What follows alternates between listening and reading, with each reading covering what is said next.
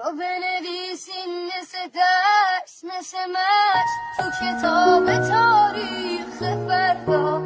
یا بنویسیم ما هنوز زنده ایم زیر بار غم‌ها و دردا، بیا بنویسیم روزگار قاتل امیده، ولی ما میدونیم شب تار آخر